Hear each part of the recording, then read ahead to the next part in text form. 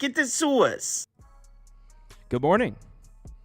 How's everyone? Saturday, man. All right, first let's get a poll up.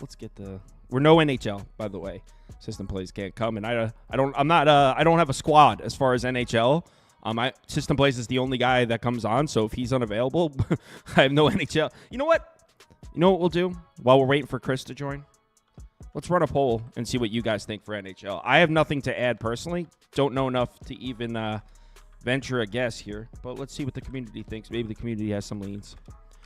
All right, so first up, Oilers, Stars. Like I said, we're not actually going to go through this game, but run a poll. Yo, how about last night, man? I don't know if you guys, but I had an excellent night. My only loss on the night was the first 5 under in Rangers Twins, and I actually also had the full game under, which hit, so it canceled out. My only loss got canceled out. I had the Brewers at plus money. I had the Marlins at plus money. I had the Yankees. I had the Mavs plus 6. It's an excellent night for me. What a way to start the weekend, right? Like waking up in high spirits. Thank you. Yeah. I don't blame you for being on the Wolves. There's a reason the bet was only 0.75 units. I even wrote in the thing that I didn't have a ton of confidence in Dallas. Like I only put 0.75 units on it. So it's not like I was hammering the table for the Mavs. I did think it was the right side, but I wasn't. Oh, Chris is here.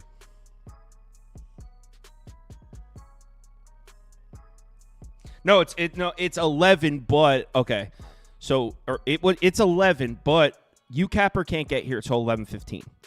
Okay. So I figured we could go through the WNBA, and then he'll probably get here when we're in the NBA games, and then he could be like do a quick summary, of what.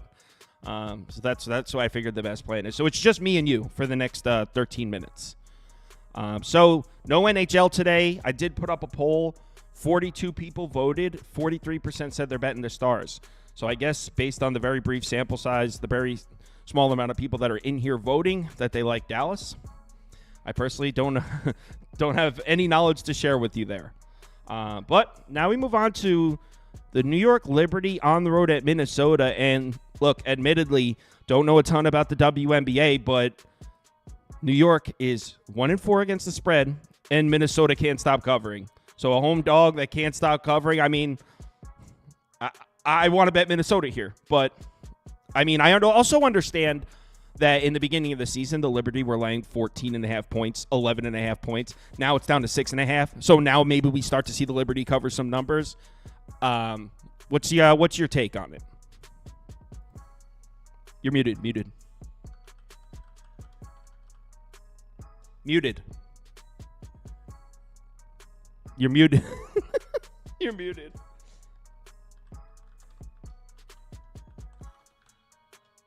I can't hear you. There we go. What about, you hear me now? I can hear you now. Okay. All right, cool. I don't know why my settings keep changing. I said, so Kyle, I agree with that take, but I said I like the first half here a little bit more for the Liberty in a bounce back spot here. The Lynx are 3-0 against the spread, and they probably should have won and be 3-0 again straight up as well, but they did lose to the Connecticut Sun the other night. They're coming off an overtime game, which I don't like taking teams to, off the overtime game. As far as the Liberty, I think that they are the best team in the WNBA. Yeah, I really, really do. And I'm always looking to. It doesn't really matter what the sport is. If I get a Class A team like the New York Liberty coming off a loss, they were 16.5 point favorites against this Chicago Sky, and they lost that game outright by 9. That's a 25 point difference right there. And that's why I'll back. Like this was the same thing last year. Liberty. Off a loss last season when they were road favorites, 5-0 straight up. They were plus 14 in the first half, and Minnesota they've looked really, really good, but this was not a favorable spot for them either last year. 2-8 straight up, 3-7 against the number in the first half. They were a -10 last season as a home dog. So I think the Liberty play a lot better here. I think Coach Sandy Vondello called the team out. Not really called them out, but she said we got a lot to work on. The season is young, and we can't be complacent because we can lose games. And for that reason, and because I believe in the Sparks, the Bells, because I believe in the Liberty to bounce back here, I'll take them. The first half is -3.5, -4 most books, and it is moving up to 7. So The spread was at 6.5, and it is, moving more towards 7. So, I think it'll be a game where the Liberty will come out, and they performed really, really well in the first half so far this season as well. So I'll take Liberty in the first half. All right, I'll put a Liberty graphic up for me because just basic. Ooh, I never even, hold on, let me load the pick graphics. Did Andy? Hopefully Andy sent them to me. And no, he didn't. Have you talked to Andy this morning, Prop Beaver?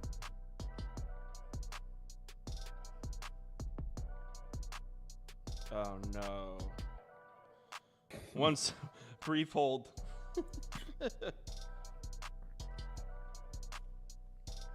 He's always on point he sends the graphics in.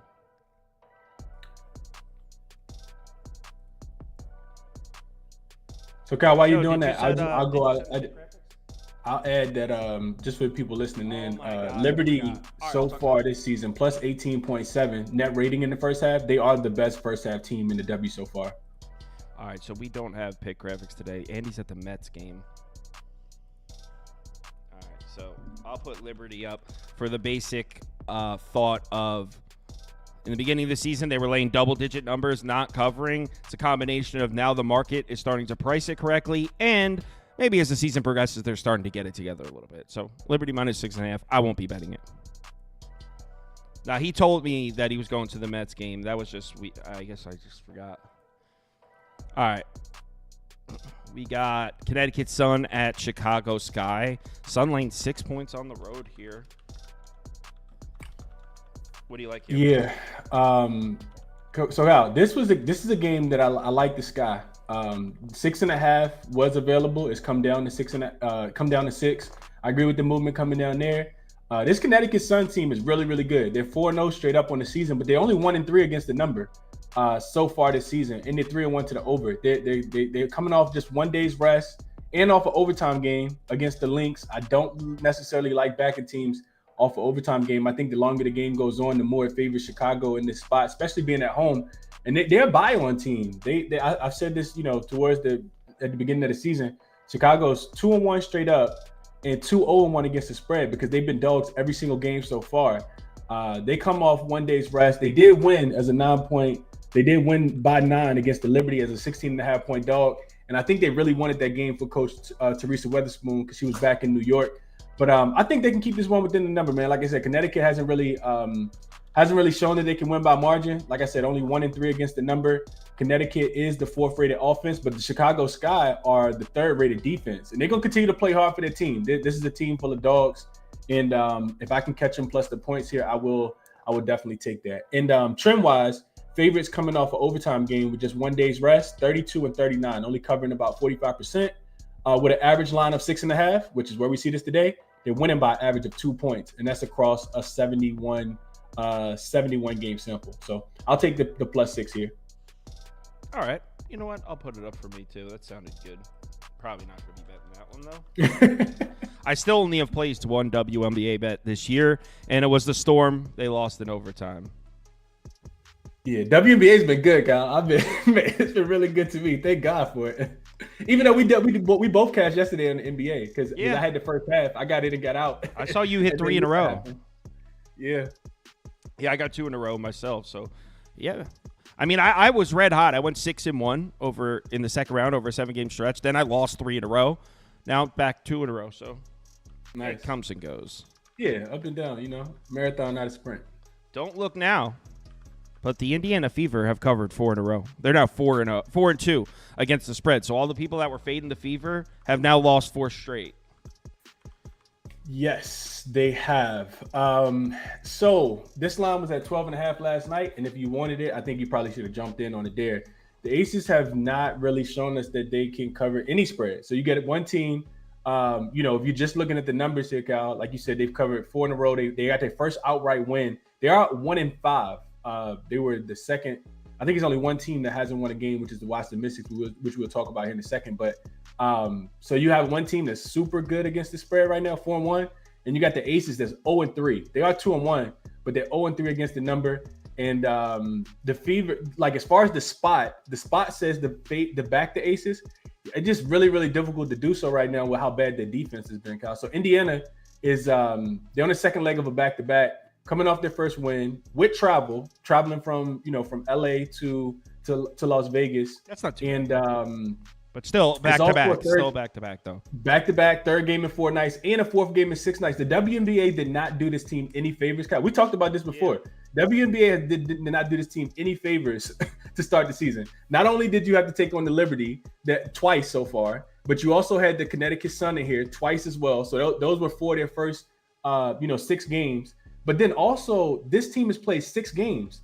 That's the most games that any team has played in the WNBA. This will be their 7th game. You have half of the league that's only played 3 games so far. So I don't know if we just wanted to publicize Caitlin Clark as much as we possibly can. But that sets up for a really, really bad spot for them here. You also get a really good spot for Las Vegas here. They're coming in off a 10-point loss as a 13.5-point home favorite. 3 days rest as well. I think that takes lets them get things corrected. And this is their 4th straight home game. They haven't had to travel at all. They also don't play again until Wednesday. So, it feels like a really good bounce back spot here. I'm still not laying the points here with them though, Kyle, just because they've been so bad defensively. Offensively, they're still the second. I think they're tied for the number 1 offensive rated team, but defensively, they're 11th. And the only team that's worse defensively is the Indiana Fever. The Indiana Fever have been terrible on defense, and the Aces have too, but I do think that, they've had time to get things corrected. They still will be without Chelsea Gray, which is the reason why I can't lay the points with them here. But I do think it's an Aces early spot. I laid the 4.5 in the first quarter, and I'll play the first half minus the 8.5 as well. Just looking at I know RC talked about Indiana Fever, just fading them early, and for whatever reason, they've not come to play. They lost the first quarter and first half last night before they came back and won the game late. But first quarter, I think is the best spot. It wouldn't surprise me if the Aces were up 10 points, just coming off the loss, having a couple days to get themselves back right. And then, I'm pretty sure Caitlin Clark, I don't know if she celebrated or not, but I'm pretty sure the team feels really good about themselves getting the win in the way that they won last night as well against the Sparks in LA. So I'll take the Aces first quarter, first half. The classic flat spot. Got their first win of the season. Huge game. I will say I saw the clip on Instagram of Caitlin Clark splashing. She did the step back and splash like a 29-footer, and I was like, that was sick. And then I went and looked at the box score, and she was 2 of 10 with 11 points or something. I was like, oh shit! So that was her only bucket, huh? Yeah. Yeah. All right, let's move on to the next one. Last WNBA game, and Capper said he'd be here around 11:15, so he's going to be here just in time for the NBA. We got the Mystics on the road in Seattle. Oh no, we got one more. Maybe not though, Kyle. He texted and said not sure he's going to be able to make it. He said he's stretching the segment out, so I'm not sure we'll see if he can join. Yeah, all right, no worries either way. So we actually have 2 WNBA anyway. We got the Mystics +9 in Seattle.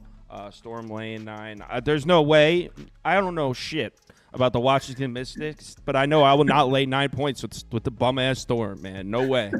I have a 0% lifetime hit rate betting the WNBA. I've placed one bet. It was on the Storm. I put a full unit on it. They lost. No, not doing it. Yeah. So the reason they still being priced, and this line, I think it opened at 7.5. But the reason why the money's come in on the Storm here is because Shakira Austin, I don't know how to compare her to NBA player, but she's a really good post player, offensively and defensively, and she definitely moved the line at least 2 points in my opinion. Their defense is really going to struggle without her. Also, Brittany Sykes, who is also a really good two-way player for the Washington Mystics, is still out. She's missed the last 3 games, and the Mystics are the only team in the WNBA that's still winless. They're 0-5 straight up, but they are 3-1-1 against the spread. They just covered against the Phoenix Mercury the other day, and they're a scrappy team. They're going to continue to play hard. This is the last game of a 3-game road trip with 2 important starters down. But like you said, Kyle, this Seattle team, 2-3, both straight up and against the spread. They're coming off 2 days rest here, and only a 2-point win as a 5-point favorite against the Indiana Fever. These 2 teams played on Sunday. Seattle did go into DC and beat the Mystics 84-85, and that was without Nneka Ogwumike in that game. So now you got Nneka coming back. Brittany Sykes missed that game as well, and they won by 9. So they did cover that number. We did a show that, that day, and when NECA got rolled in, I did end up taking the Seattle Storm. So I was right on the right side there. I think if you like Seattle, Kyle, you kind of chop it in half. You just don't see the consistency. I don't like Seattle. Right. I'm saying for the viewers, if you like Seattle, you always worry about a backdoor cover because these games have been super, super tight so far throughout the W season. So first half is -4.5. I also think while you got that up, Kyle, keep going. Seattle team total over 83.5 is playable in this game as well. 83.5 is the Seattle Storm team total, and that's really because it's a fate of no Brittany Sykes and secure Austin. I think Seattle should be able to score in this spot. They do have more rest. I do expect their offense to get it together here, and like I said, the Washington Mystics is going to be feisty and scrappy, but I do think Seattle should be able to score the ball here, just purely based on no paint protection. NECA should be able to eat Joel Lloyd. Skylar Diggins is due for some positive regression as well. So that's the way I would be looking if I was playing the game. I haven't placed either one of those bets, but that's the way I'd be looking if I'm playing this one. So Seattle Storm first half, Seattle Storm team total over. They're going to eventually blow somebody out too, Kyle. I'm just not betting my money on it yet. Yeah. Well, actually, our community all over the Mystics here, 60% to 29%. So as far as the viewers go, now it's only 48 people voted. But still, seems like everyone's taking the points with Washington as far as our viewers go. Yeah. I mean, I guess that's probably the way I would lean, but I don't know shit about the Mystics, so I'm not even going to put it. Full game, I would, because the Shakira Austin news came out super late last night that she wasn't with the team for personal issues. She was approved to leave. So I honestly don't feel like a lot of people know that. I would let this line go up to 10.5 maybe, and then I would take the points with the Seattle Storm. I mean, with the Washington Mystics if I was going to play full game. Got it. All right. Final WNBA game, Wings Mercury. I don't think I know a single player on either team. I don't know. I'm up to like 10 WNBA players that I know now, and I don't think I know a single one on either. Wait. The Mercury have Brittany Griner, right? Okay, yes. So I do know one player. Yeah. She still hasn't played a game. I think she has like a foot injury, so she'll still remain out here. And while you're talking about injuries, you got to mention the ones for the Minnesota, not the Minnesota, for the Dallas Wings as well. They still be without Satu Sabali, who is probably their best overall offensive player, and Natasha Howard, who really means a lot to this team as well. We keep talking about, every time we talk about the Dallas Wings, Kyle, me, Ski, Ronald, we always talk about what's her name? Arike Agumbawale, and we compare it to Donovan Mitchell and to Russell Westbrook. That's her. Yeah, okay. Yeah. And what team she on? She's on the Dallas Wings. She's by far their best player. I'll remember that now. Yeah. Arike Agumbawale. She's a bucket, but her shot selection can be a little dicey at times.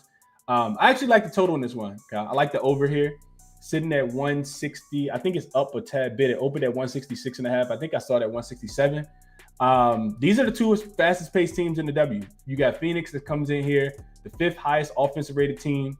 They're playing a lot faster without Brittany Griner being a part of their offense as well. And Kalia Copper, boy. If you don't know who she is, Kyle, you'll figure it out real soon. What's her name? Been on an absolute tear. Kalia Copper, she came over from the Chicago Sky in the offseason. She's had back-to-back. I want to say she had 37 and 39 in the last 2 games. She's absolutely been killing it. They just beat the Aces outright by 9, and they were, I think, 14.5 point dogs in that game. And a lot of it is just because their offense has been so good. They are one of the worst rated defensive teams in the league, which is why I like this over as well. I think Dallas should be able to contribute and be able to score. Phoenix is the 3rd worst defensive team in the league. Dallas they're not top 5 offensively or defensively, but in a matchup like this, I can see them wanting to really run with the Mercury in this spot, and I think that they'll have to do so. I still think they have enough offensively to get up and over this total. You're really just asking these teams to get to about 83, 84 points per game, and the Mercury absolutely been able to get there. I didn't play this when it opened because Mercury opened as 1-point favorites here, and now the line's up to 3.5. So I don't really like them as much on the side. If you could have got the 1 or at the money line, I would say so. But that's why I'll go over here, or maybe a look towards the Mercury team total over if you just want to isolate it. And last thing I want to mention, road dogs, because the Mercury are the Dallas Wings. This is the first leg of a back-to-back for them. And we typically see teams not bring their best defensive effort because they got to save some for the next game. Since the 2020 season, you look at road dogs playing their first leg of a back-to-back game, They're actually 7-2 to the over in this spot. Trend says that they play more offense and they kind of save some of their defense for the next game. So I think we see less defense, and I like points to be scored here. I'll take the over. All right, over it is. And our community likes the Mercury at -3, 52%, 30%. So, shall we talk some NBA playoffs? Or you know what? You guys want to go through the WNBA one more time, or should we talk to NBA? Let's do it. All right. I was making a joke because people in the comments were like, "Can we just get to the NBA?" All right, so we got one game tonight. Obviously, Boston, Indiana, Game 3 in Indiana. There are a lot of people I've spoken to that are on the Pacers' money line tonight. A lot of people think that this is the game that Indiana takes, and historically, I'm sure Chris has a trend for us, but historically, I know when a team goes down 2-0 and goes back home for Game 3, they do win that game a lot. I don't know how often they're 7.5-point dogs, though. So, personally, I actually haven't placed a bet on this yet, but this is what I was actually waiting to talk to Chris and Ronald. Looks like it's just me and Chris talking it out. Chris, tell me why. Because what did I do in Game 2? I said, guys, I don't really feel comfortable making a pick against the spread, but I think one certainty in this series is that Boston's going to score. Yeah, Boston's going to score points, and that's just Boston team total over. Why wouldn't I go right back to this? Because here's how I see it. Boston's going to score points. If the Pacers are going to win this game or cover, it's because they score 120 points right back. The certainty I shouldn't say certainty because nothing is certain, but the safest angle of the game is that the Celtics are going to score. So why even try to what are they going to blow the cover at the end? Are the Pacers going to score 130 points to win the game? Why even mess around with all that and just go Boston team total over with that, which at this number should be what, 114.5? Chris, do you happen to have it open? Yeah, it is. It's 114.5. I looked at it this morning. Yep. So I haven't bet this yet, but this is what I'm circling. I'm going to take a listen to see what Chris is on first. But I don't see if it ain't broke, man. In Game 2, I was like, guys, I really don't feel comfortable making a pick against the spread. Let's go with the safest bet here, which is Boston's going to score. And it worked. So here I am in Game 3. Guys, I don't really know. That's 7.5 on the road. Why don't we just take the safest? Why don't we just take the safe road? Boston's going to score. Indiana can't stop them. So this is what I want to do, and I probably will be placing this bet right after the stream. So, Kyle, let me ask you a couple questions. Let's talk this one out. So Tyrese Halliburton he exited the game in Game 2 and didn't play whatever it was, the last 10, 11 minutes. Was seen visibly limping after the game and is listed as questionable for this game. Also, I don't know if you saw this, guy, but literally 10 minutes before we jumped on the stream, Drew Holiday is now listed as questionable with an illness. I don't know if his tummy's hurting or what. I did not. Yeah. I knew the Halliburton one. Yeah. I wanted to make sure we talked about that part because I haven't bet the game yet either, and this is one of the reasons why. Did you see that? I see it now. Yeah. So how does the injuries impact your handicap, if at all? Well, okay. So if we're talking about those two players, no Halliburton means slower pace, less points scored under. But no Holiday means Pritchard at point guard, more points, less defense. So I think if both of those guys are out, it kind of evens a little bit because Holiday's a beast on the defensive side of the ball, and Pritchard's a gunner, man. Pritchard's out there to put the ball in the net. But if there's no Holiday, who's Pritchard even manned up on? Who's even covering? Nemard? No idea. No idea. Man, how do you even begin to? And there's no Cornet and Porzingis. Cornet's doubtful. But without Halliburton, that we've seen it this year. Without Halliburton, that Pacers offense looks so different. And their defense drastically improves too, Kyle. I think it's like a 14-point swing on the road versus at home. They're only giving up 104 points per game at home. Remember Game 7? You was Knicks team total under. Yeah, and it cashed. But that was the Knicks missing 3 starters. Is the Celtics. Well, that was Game 6, right? I think that was Game 6 on the road. You was like Knicks team total under, and I was like, "How you sure?" And you was like, "Yeah," and yeah. I don't know if you end up playing or not, but I know it ended up cashing. That's the thing that kind of talked me off of Boston team total over here is because in this situation, the Boston Celtics have won every game on the road. They're 4-0 straight up, 3-1 against the number. they're holding teams to like under 92 points per game. Like no team scored 100 except the Cleveland Cavaliers in game 4 where they got to 102. And the Pacers defense gets better. So the total dropping in this one from 224.5 down to 222.5 kind of makes sense, even though we've seen both games go over so far. 100%. So when I was looking into that, Kyle, I said, you know what? Let me see what happens. So if game 1 goes over and game 2 goes over, but the total for game 3 drops lower than games 2 total, it's only happened 9 times in the course of NBA based on Killer Sports, and it's actually 6-3 to the under, staying under by about 7.5 points. So does Boston bring their defense? Like, I just don't. Here's my rhetorical question for you, Kyle. What effort do we get from Boston? We've seen Boston win game 1 in both of the first rounds, and then lose game 2 outright, and then they go on the road and they absolutely murder the team in game 3. What is that what we expected from Boston or not? I have no idea what to expect from them. That's why I track all my bets and I can see what teams I've bet on. Betting the Celtics this year, I was 1-2. Fading them, I was like 3-2. Like I passed on Celtics games almost all year for that reason. I just feel like they're such an unpredictable team. They can be by far the best team in the league and it's not close, or they can look like absolute shit. The variance when it comes to the Celtics is so insane, and it has been all year. But yeah, what you just described about how the total drops and how in the games in Indiana things have looked slightly different makes complete sense. And I think it might be a really sharp spot to play an under here.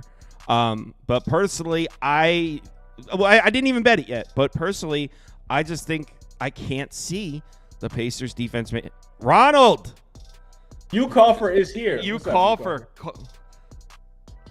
If you guys can't see him, I'm bringing him on now, but he was coughing in our ear while we were. The tree pollen is high. I know about it. Honestly. I'm with you. Okay, so what you missed so far, Ronald. So I haven't bet this one yet. I'm looking to go right back to the well here. Go right back to Boston team total over. It worked for me in game 2. What Chris talked about makes a lot of sense. Chris, should I put an under graphic up for you? That's what it sounded like you were circling. No. Okay. That's here's where I was going with that, based on the injuries, the injury implications for this game, guy. It was that I think Boston can win without scoring 115 points. Like, they're averaging 105 on the road in 4 road games, and they are also giving up 91.8 points per game, I think it is. Like, which is absolutely insane. They've held their 4 opponents to 42% shooting from the field, 31% from the 3-point line, and they're +9 in rebounding. Like, those things I think can kind of translate, but we've seen them dominate teams in game 3s based on them losing game 2s at home so far. So that's where this becomes tricky. My strongest play, Kyle, if you wasn't gonna put anything up for me, and I haven't placed this yet, is Boston first half. On the road, this team is the best first half team. We've seen it all throughout the series, and I do kind of feel like the influence of the Western Conference comes into play here as well. Like, if you're watching Dallas go up 2-0, Boston can't be playing around with their food, especially if you don't have Tyrese Halliburton out there. So if Halliburton plays, he's been liability on defense first and foremost. Like, they're just picking on him. I think that's why Drew Holiday is having such a great series, is because they're just giving the ball to whoever has him. And Jaylen Brown being snubbed from the all NBA team, I think is a narrative as well. If we go back really quickly to 2 years ago, when Boston went to the finals and lost to the Golden State Warriors, they were coming off 2 grueling game 7s. I'm not sure who they beat, but I know that Sixers and Heat. Sixers and Heat. I thought the Bucks were in there. No. Sixers and Bucks that year. Okay. Sixers and Bucks. Yeah, the Sixers were the year that they lost to the Heat, though.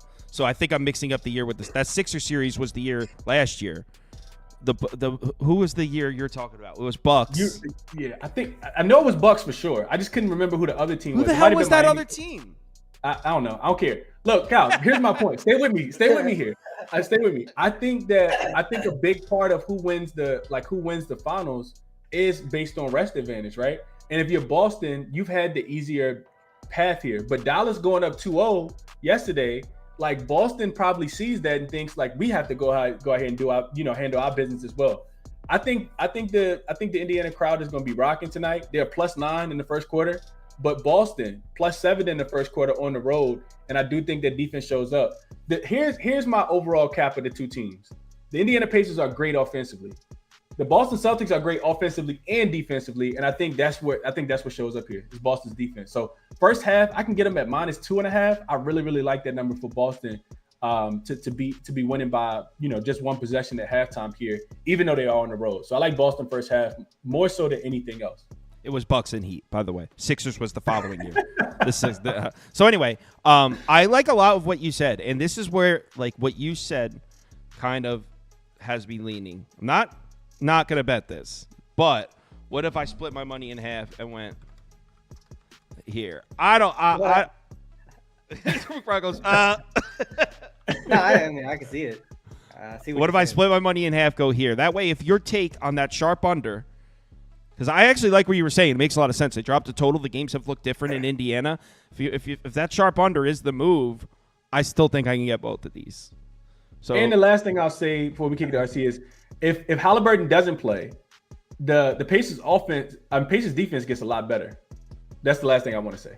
Go ahead, RC. I talked a lot.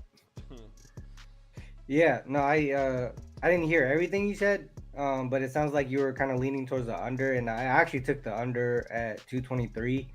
I had the over in game 1. I had the over in game 2 as well. So we hit both of those. But now you one thing that I just heard was, the totals, both game going over, total coming down. Obviously it has to do with Hallie, questionable or whatever it is, but whether he sits or he plays, if he does play, he's not going to be 100%, right? This type of injury is something that we've seen with other players that have them sit out, for, especially during the regular season. But I mean, regardless of that, the number I still like at the under. I think that, I think you mentioned the home road splits, especially in the playoffs for both teams. Celtics dead last in pace and number 1 in defensive rating when on the road postseason, this postseason. And then if you look at this, the Pacers side at home, Pacers are bottom 4 in pace at home, 6th in defensive rating. And that's throughout, all the teams throughout the whole playoffs.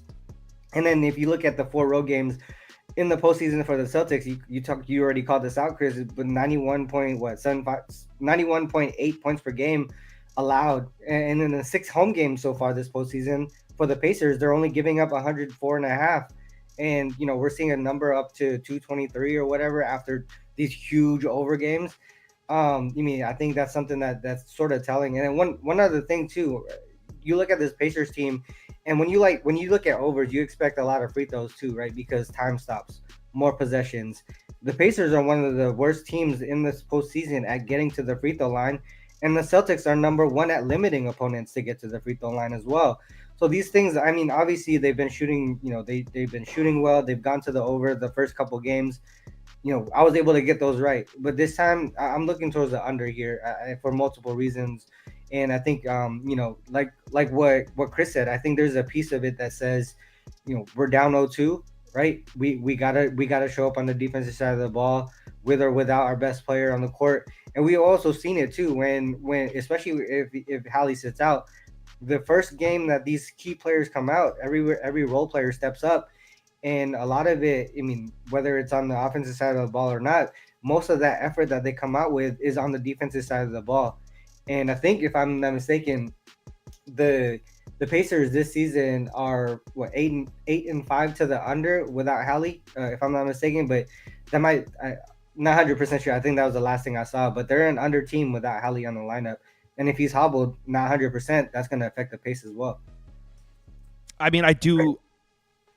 I like what you guys are saying about the under. It's just so like what you guys said was look at. I see what you're saying though by splitting it up, because you're worried that the Boston could still get up and over their team total and themselves push the game to go. And you talked about the Pacers defensive rating at home and the Celtics defensive rating on the road. But I mean, look at who they've played: a hobbled Cavs team, a hobbled Heat team, and the Pacers played a hobbled Bucks team and a hobbled Knicks team. I just don't think either of these two teams fit the description of the teams that they have already seen in the playoffs. That's 100% one of the worries. I just did a show and talked about that specific thing. That's the only worry for me is that, these offenses are a lot different than what they saw in the last 2 series, but also situationally in the conference championship, everything comes down, right? Like the pace goes down. Every possession matters even more to get to the next level. And in the situation when you're down 0-2, in game threes. I mean, that's the reason why most of these games, most of the time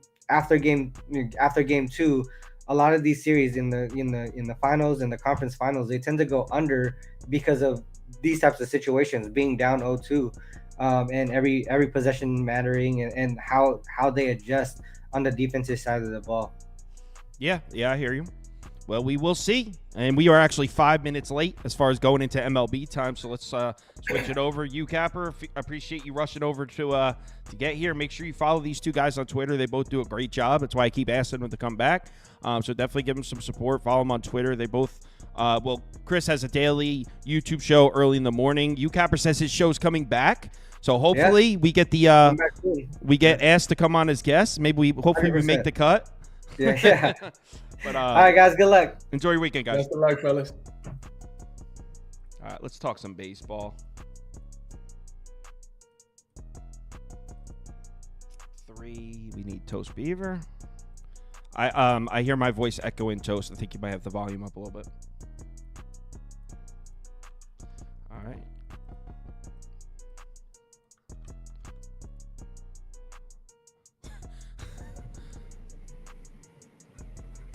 You know I'm like a child. Yeah, hold on. I can lower your volume here. Oh, I think I just heard it lower. Do a test. Good morning. Good morning. How are you all? Yeah, I'm going to turn it down a little bit. But you don't have to touch it. I can turn it down here. So you should be good now. Good morning. Good morning. That's better. Okay. So, guys, all right, let's talk some baseball. And I have 3 bets down as of right now, but they're actually towards the later games. These earlier ones I couldn't really find. I looked at them all, but I couldn't really find a angle that I liked. Like in this first one, I mean, I gotta shut my window real quick. This fucking person outside needs to shut the fuck up. Got it. All right. How does the lights look? I got some new lights last night. Looks great, man. Feels great. Looking bright and ready to give out some winners. Bright and ready to give out some winners. All right, so He said, looks great. Fuck less. Cool lights. So the first game is Toronto-Detroit, and I looked at this game, and my thoughts are both starting pitchers should deal. I guess I was leaning a little bit more towards the Toronto side, but I wanted to get to the under, but I would rather it to be 8.5. So down at 8, and I just felt like there were better bets on the board. So for me, it would just be under or pass in this one. I can see that. You go. It'd be Tigers or pass for me. I think that I understand like what's happening with Reese Olson and Tigers not scoring for him when he pitches and all that good stuff. So the under makes total sense. I don't know. I played against Reese Olson his last time out against Kansas City. I don't know how long this whole them not scoring for him is going to last. But the Jose Berrios that was the dominant Jose Berrios that we saw at the beginning of the year is really starting to fall off. And his last couple road starts haven't been anything special. Again, he's not like he's getting hit up or anything like that, but I'm just not in a spot. Like, again, I don't trust this Toronto team at all. So I understand they had a couple wins here and there over the last week or so, but I still feel like I'd be a lot more comfortable with Detroit and their bullpen situation. So it'd be Detroit or pass for me. Prop Beaver. Berrios over 5.5 Ks plus 140. Most of the books have it priced at 4.5. I'm just skipping the 4.5, taking the alt line, going 5.5. Every time he's gone over 4.5 this season, he's hit 5.5 as well. So that's the way I'm looking at it. 6-4 this season. The only 4 misses came against KC twice, Houston, and Baltimore. Those teams are 1st, 2nd, and 6th in K percentage against righties through the first 6 innings. The Tigers are 24th and 25th in those same categories. Overall and then at home. And against the current Detroit lineup, he owns a 28 K percentage through 51 plate appearances. He's over his last 3 or 4 meetings. And what really got me to this bet is something I've been noticing is that every time the Tigers face a pitcher during the day, these pitchers are absolutely murdering their K total. I mean, we just saw Reagans with 12, Trevor Rogers with 6, Verlander with 8 on the road, Cortez with 9, Schmidt with 7, Kyle Gibson's old ass with 9. So these guys aren't cashing their K overs. They're flying over them. And what stands out to me as well is the fact that Barrios had a lot more success registering Ks against lefties. Tigers are starting 5 today, and 3 of them have a K percentage of 28% plus against righties in day games over the last 30 days. We got a pitcher-friendly ump behind the plate as well, so half unit play plus 140. I think there's some solid value there. Either is going to fly under or fly over, so. All right. Barrios over 5.5 strikeouts plus 140. Someone said if that's the case with the point, then lay the points with the Celtics, dealing with team total over and under. Well, if you do that, then you're not protected to go 1-1 and break even. So betting like that protects you. Next up, Giants Mets. Mets slight favorites in this game. I mean, Did you play the over last night with me? no. But, I mean, I had an excellent night. I went 4-1, and my only loss was a half unit. I had the Marlins at plus 160. I had a great night. But I said on the show that I was probably going to tell you on that and then left it off the ticket last minute. I got nothing for this one. So here's the thing. I think the Mets are going to hit up Jordan Hicks. But I can't bet that. I can't bet the Mets. I'm not going to do that. But I think that everyone's going to come in on the Giants at this price, and the Mets are going to score 4 or 5 runs off of Jordan Hicks. He's a righty, throws fastballs. The Mets can tee off on a guy like this, even though Hicks is very good. I just think this is the type of guy the Mets can tee off on. I want to bet the Mets. Should have bet the over last night. I think the Mets are going to score runs in this game, so whatever your bet, whatever your angle is. So if you like the Giants, maybe if you think the Giants are going to get to Severino, maybe go with the Giants team total over to protect you from that. I like the Mets to score runs today, so I guess the bet I'll put is over or pass. I won't bet the Mets, bro, because even if they're up 5-1, they'll lose the game. Well, they're minus 140 at this point, right? Or something like that. So. Oh, did the price jump? Yeah. So. Wait a second. It's minus 140 now. When I made this graphic, it was minus 120. You should back them at that price. Oh my God. Hell no. Hold on. Let me put up a new poll with the new price. New poll, new price. Well, sure. I wasn't betting the Mets before. No, I get it. I'm just saying. I just thought that was shit, man. Definitely not betting them now. So new poll, new price. This will just be, I guess, over pass. This slate starts out with like 4 or 5 straight passes for me. My bets are later, so I'll put over a pass up for me. And sorry about the graphics today, guys. Andy was going to the Mets game and he told us that, and I forgot. So over a pass. Oh yeah, Andy will be here, by the way. Giants or pass. Pretty simple. The Mets are abominable. You're getting plus money to fade them. Wow, what a gift from the gods. I mean, they were in quite the position to win that game yesterday. They hit a lefty somehow, and that's what they did with that.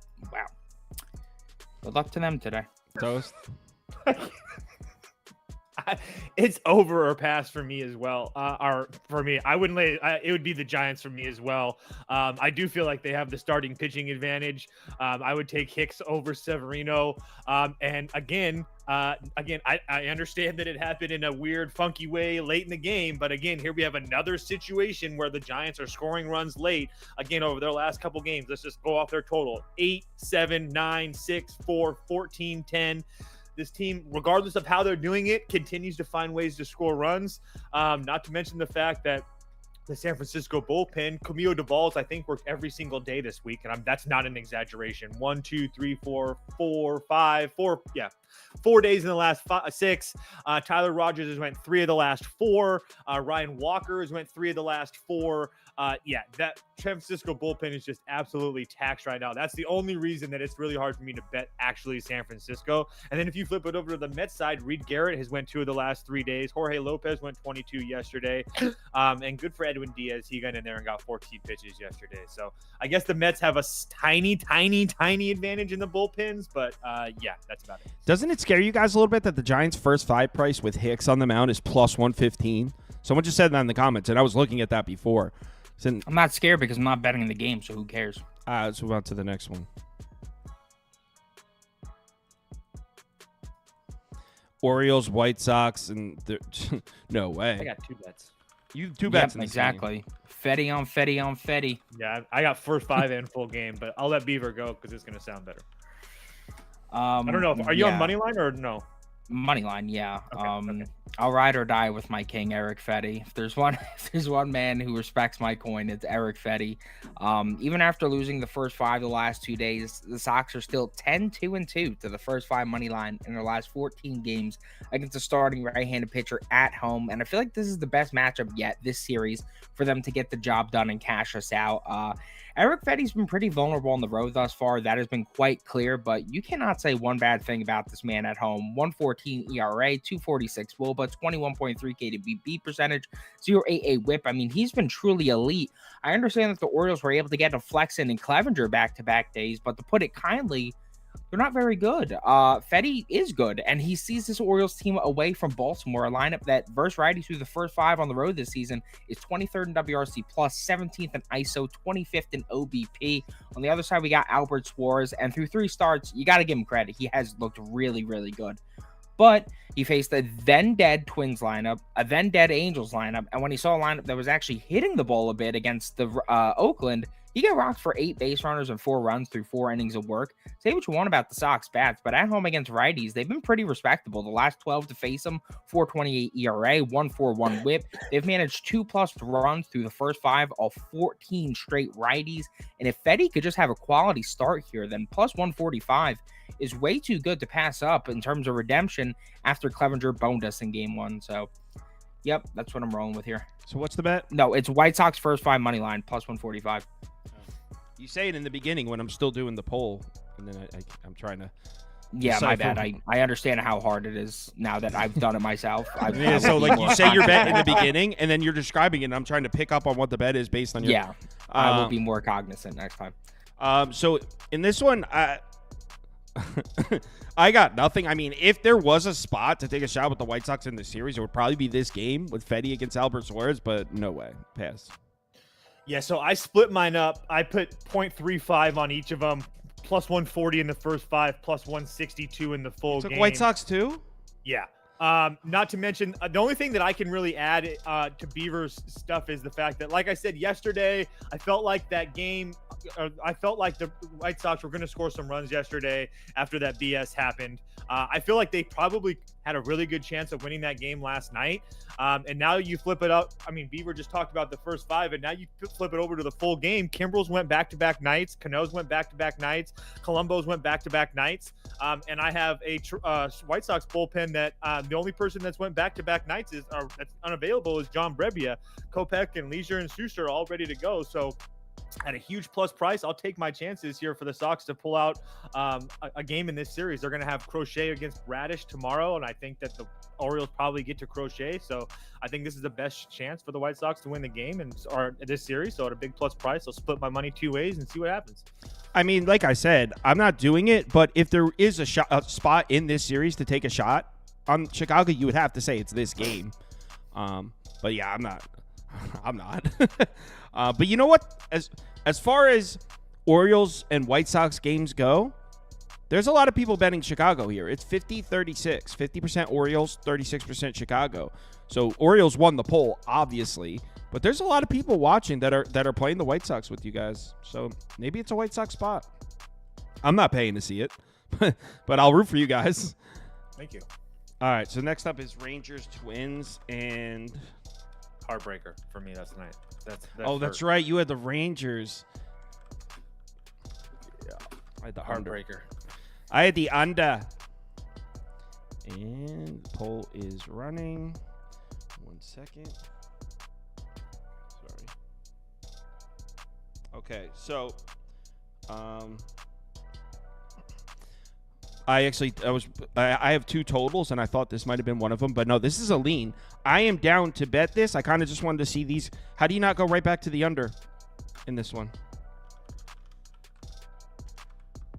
I mean, these lineups, these are 2 bottom 5 lineups. And yeah, I mean, they are. I mean, the Minnesota bullpen's taxed to all hell, so I saw that. So I don't know there. Yeah, I lean Texas. I'm not going to bet it, but I lean Texas here. Yeah, Yeah, Lorenzen, for what it's worth, he's been pretty damn decent for them. I mean, I understand it's been LA, Cleveland, Oakland, and the Royals, Cincinnati, Atlanta, Detroit. I mean, it really hasn't been that bad. I mean, and he's faced decent teams as well. Again, I'm not trying to make a case that Michael Lorenzen's some bet on pitcher or anything like that. My point being is that he's not getting throttled. Like I thought that I didn't think that he was going to pitch well at all. So to see him pitch at least better than average, I would say, is a surprise, I guess. But and Chris Paddock, I mean, he's been pitching really well as well. But again, I don't trust that Twins team. I'm definitely not laying -140 with the Twins. And then as far as the Twins bullpen, like I said, super taxed. Duran, Jax, Debar, Okert, all worked 2 of the last 3 days. Jax 3 of the last 4. So again, I'm not going to bet Texas because I've lost back-to-back days with them at big plus prices. And I'm sure this is probably the day that they win at a smaller plus price. But yeah, it's Texas or pass for me. And I redid the poll because since these graphics were made this morning, it like Toe said, it's now -140 for the Twins. Earlier it was -125, so that number's been bought up a little bit. But yeah, like if you guys listened yesterday, I was on the under yesterday for the same simple reason of these two lineups are so bad. And I honestly don't. And yesterday, I will admit that the starting pitching matchup was probably slightly better. Bailey Ober against Arena, who had been pitching well. But still, I don't even mind this starting pitching matchup either. Paddock's not elite, but at home against the Rangers should be a really nice spot for him. And Lorenzen, I've always been a Lorenzen guy. I think he's okay. I think he's a solid starter. I know a lot of people don't like him. But I don't think Lorenzen's a bad starting pitcher at all. So I don't think these are bad starting pitchers. These are two bad lineups, certainly ice-cold lineups. I don't get why we don't go right back to the under here. Unfortunately, last night I split my money in half, and I put half on the first 5 under and half on the full game. So I actually broke even and didn't make any money on it. But under obviously was the right call.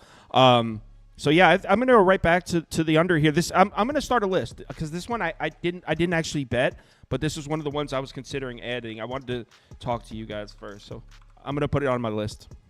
Hey, Beaver, really quickly, and if you don't know, it's cool. Do you think the Padlock's numbers at home are because he's faced some shitty teams, or do you think? I have no clue. Okay, I don't care. He's facing another shitty lineup. Facing another one. Prop Beaver, would you like to speak, or is it pass? You're muted, but it looked like I could tell. We got the pass. He went like this. You got it, yeah, right? So I knew what he was saying. Yeah. All right, like got it. Braves Pirates, and what a game this one was yesterday. God, the Braves are such pieces of shit. Like the one time I bet they're really bad, and they fucking lose like that. Like fuck you, Atlanta. I hope you lose for the rest of your lives. God. So here we are. They're giving us a super short price. I tried fading Mitch Keller recently. It didn't work out. I faded him, and he came out like through a gem. I don't know what to think about this Braves lineup against righties right now. I think Lopez is pretty good. I liked him on the White Sox. I understand that as a starting pitcher, it's an entirely different role. But I think Lopez has some good stuff. So, I mean, I wouldn't be opposed to playing the Braves in some way here. But -155 with a lineup that's not hitting is crazy. So, I guess it would be like Braves -1.5 or pass, but like a hard emphasis on pass there.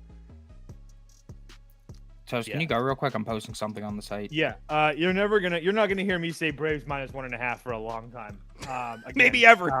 It's gonna be a while until this offense does something.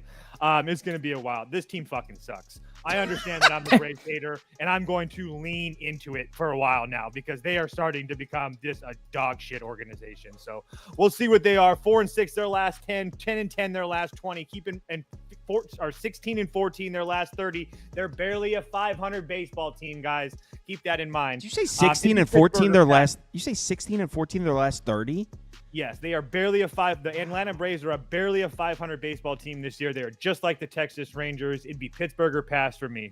I'm not going to be betting Pittsburgh, but there's no way in hell I'm laying juice with this Atlanta team. If Max Fried is on the hill, maybe, sure. looking at under or a team total under. But besides that, no chance in hell. So I hope O'Neal Cruz hits a fucking 300-foot home run for Prop Beaver. Thank you, King. Oh, so wait, was that a hand on the mound in Pittsburgh? There's no way in hell that's not his bet. You have a hitting prop Beaver? Yes, it's called O'Neal Cruz over 1.5 bases plus 130. I've been waiting 4 or 5 days now for a righty to be on the mound against the Pittsburgh Pirates. It's finally here. It's he wakes up every day praying. Yeah, this dude O'Neal Cruz is unreal right now. Since May 3rd, O'Neal Cruz is first in the MLB in exit velocity at 104. Hard hit rate at 73.3% and barrel rate at 28% against righties. Amongst the entire MLB, we're talking better than Aaron Judge. He's gone under his last 5 of 8 games, but the majority of those came on the road or against a starting left-handed pitching. Against starting right-handed pitching, we've now seen Cruz Cash's number his last 9 of 10 games, averaging 3.1 and 7 straight at home, averaging 3.7. His best spot, home day games. This dude's a different animal in these spots. 406 ISO. I mean, that's a joke. A 406 ISO is a joke. 1299 OPS, 255 WRC plus. I feel like there's a reason that a guy as dominant as Reynaldo Lopez has his ERA line at 2.5 here rather than 1.5. He's gone under 2.5 in 7 to 8 starts. It's barely plus money for the over. I mean, it's barely juiced under, I feel like, for the under. The only real downside I see here is the fact that the Braves start 3 lefties in their pen. But I think if Cruz is doing the damage here, it's coming early. If he didn't do it early, then I didn't do my job. So, yeah, half unit plus 130, O'Neal Cruz over bases. I'm going to keep betting this dude in daytime games against righties. He's a freak. Only in daytime, you said? Oh, yeah. His ISO goes from plus 400 in day games to only 148 in night games at home. He's like Ohtani, but like even more streaky. And this was the case last year too. O'Neal Cruz is like a sicko in the day games. He loves when the sun's He's a out. day walker. He's a day walker, man. He's the biggest day walker as they come, man. If your book doesn't do, or if you don't like total bases, his hits, runs, and RBIs minus 115. That's what I usually play. But I normally I do that. Well, normally I would look for that, Toast. He actually has a better hit rate on the total bases. I'm sure he does. And you're getting it at plus money. I'm safer. I love my hits, runs, and RBIs. You know, huh? You know me. I bet this game very simple.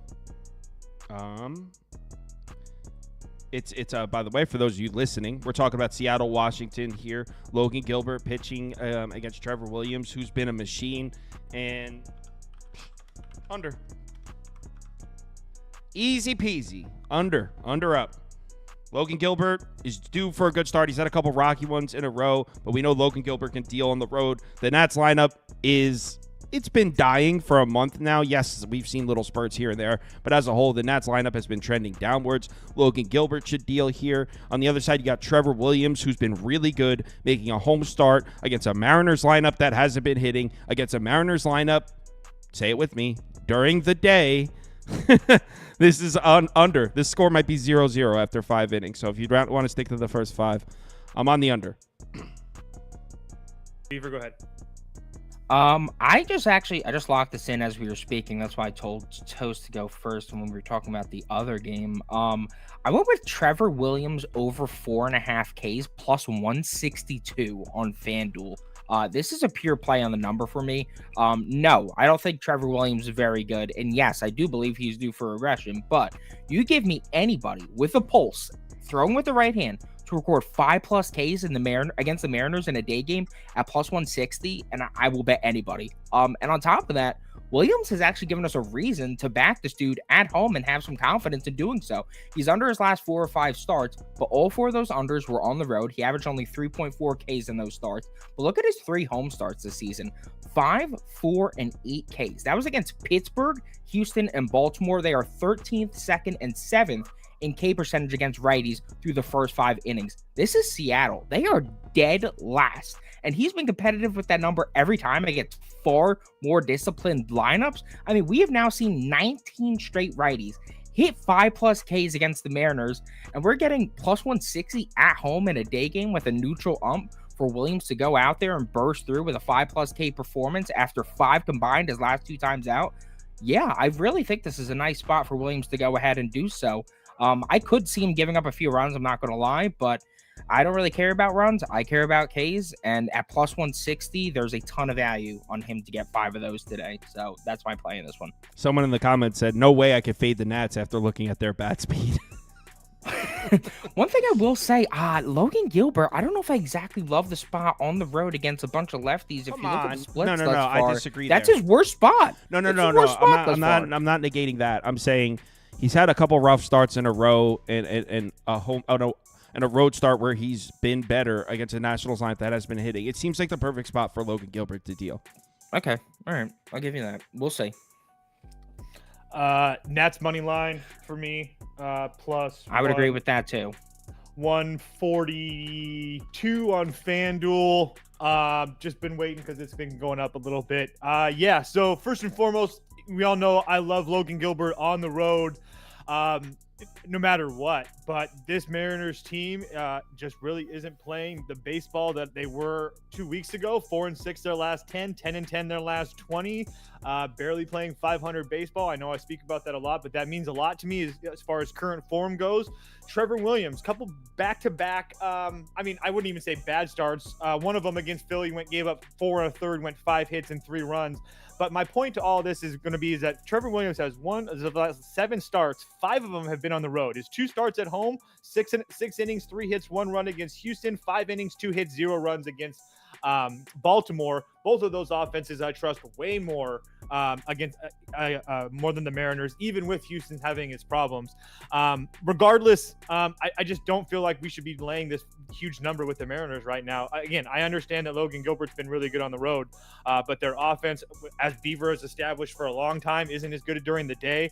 And not to mention, Logan Gilbert saw this Nationals team last year at home, and he gave up 6 runs on 8 hits, or 6 innings. He went 6 innings, Jesus Christ, 6 innings, 8 hits, and 4 runs. So I think there's a good chance that the Nats probably get to Logan Gilbert as well. So I know Sauce is on the under. I actually leaned over myself. I actually think we see runs here today, but yeah, I'm on the Nats. I think we see runs and Ks. I think you're wrong. Under. I think the under game was yesterday. Yeah. They're both under games. Next up, Houston, Oakland. Man, good luck with this one. Oh, no. I'm sorry. I'm mixing up my games here. I bet this one. Well, thank you. Well, good luck to you then, sir.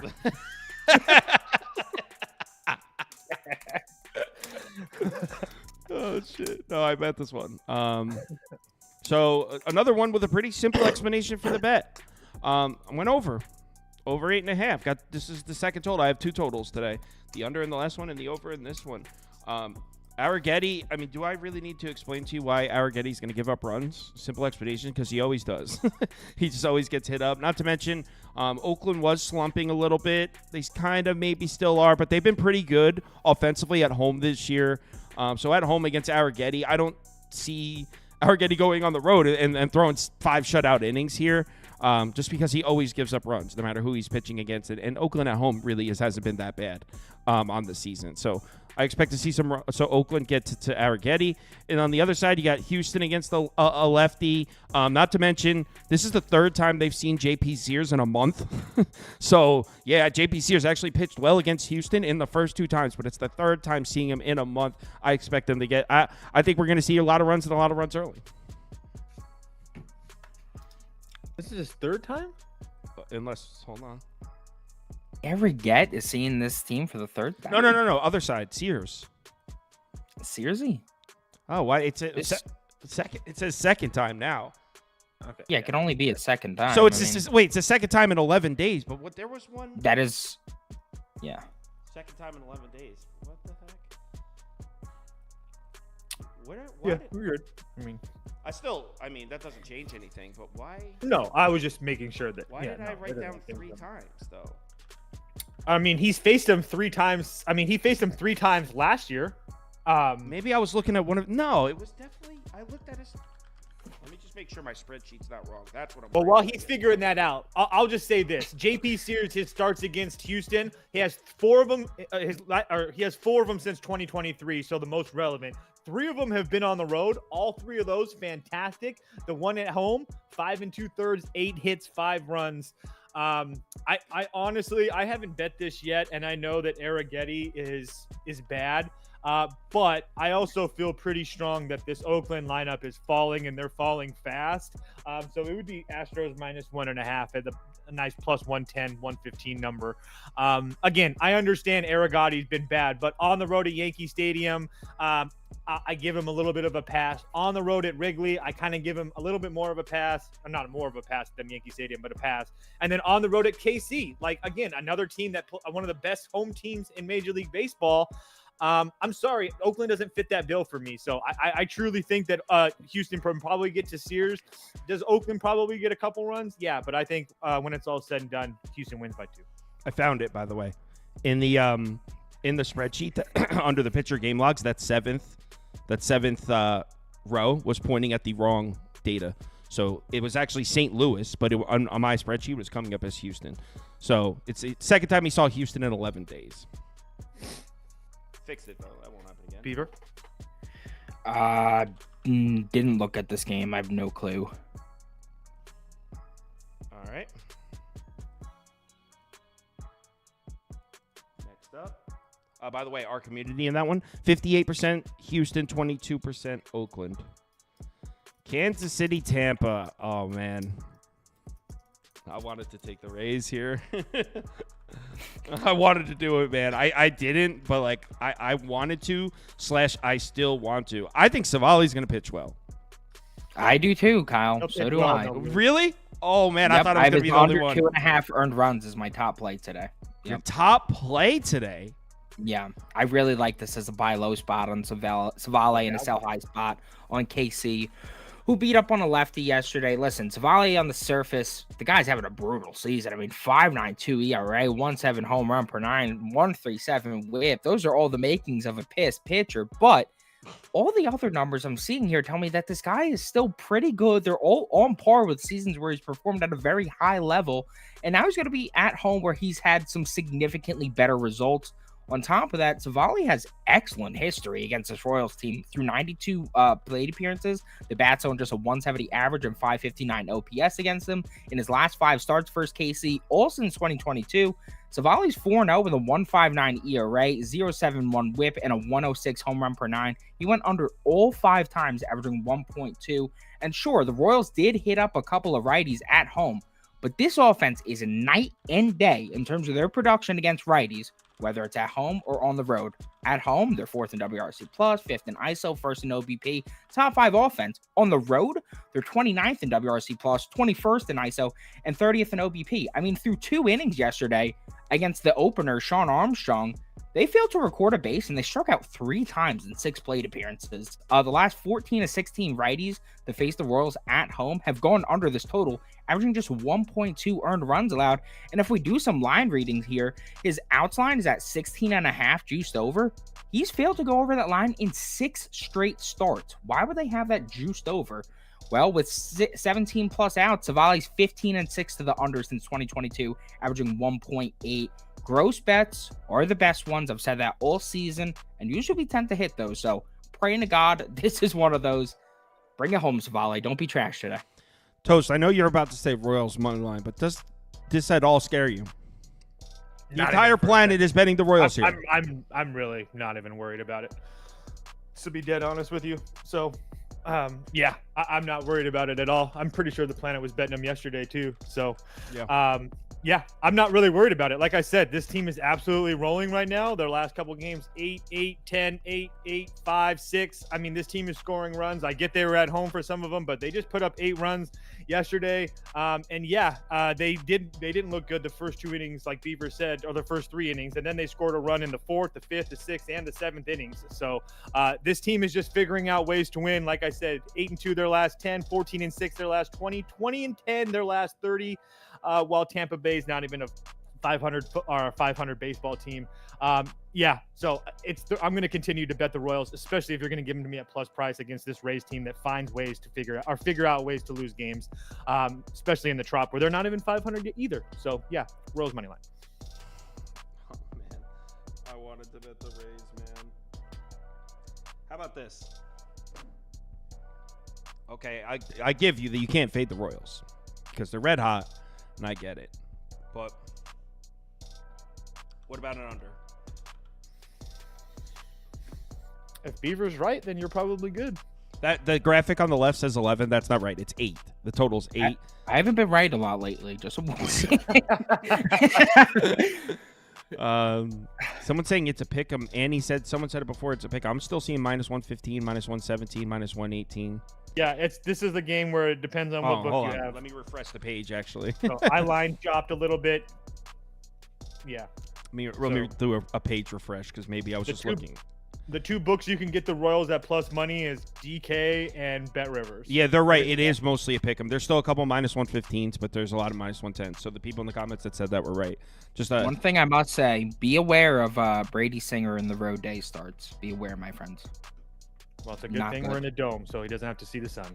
That is true. Oh, okay, Toasty, touche. I don't know. I think the Rays are going to win. I'm not betting it. I think the Rays are going to win. All right, next up, Brewers, Bo Sox. Shout out to the Brew Crew coming through for me yesterday. I really like that bet. I kind of wish I only put 0.75 units on it. Kind of wish because I liked it, but like I let my own doubt keep me from putting a full unit on it. But whatever, we'll take a win. That being said, yesterday was the flat spot for the Red Sox. Now coming off a loss, the way I see Red Sox runs in this one off of Colin Rea, who I now believe is the primary pitcher and someone else is starting, right? Yes, I've had enough of this stuff. So yes, he is the primary pitcher. The way Koenig will be starting again. The way I see this game going is Red Sox win. Red Sox score a lot of runs. Here's the problem: they're going to make you pay -145, -150 if you want to bet Boston, and they got the total at 9.5. So So it seems like the way that they have this game priced is they feel similarly to it. They have the same feeling about it that I do. I like Boston to win this one. So I guess if I was to place a bet in this game, I'd go maybe over, maybe lay the juice with the Red Sox. But the price, I just don't like the price. I think I look to fade Pavetta in some way here. I was gonna say yeah. I'm on Milwaukee. That's Yeah, right. I think Milwaukee's the move here. I mean, the only reason they're pricing it like this is because Colin Rea stinks and Nick Pavetta actually has talent. But Nick Pavetta, while he does have talent, where do you want to back Nick Pavetta? Certainly not at Fenway. I was gonna say not against the Brewers either. Yeah, him at Fenway against the Brewers team that has not only clobbered him in the past, but has managed 4+ runs off 5 straight starting right-handed pitchers. I mean, I don't know. I think you were right with your Brewers call yesterday, and I feel like you're kind of overthinking it. I feel like you should be going right back to them today. So do I. Yeah.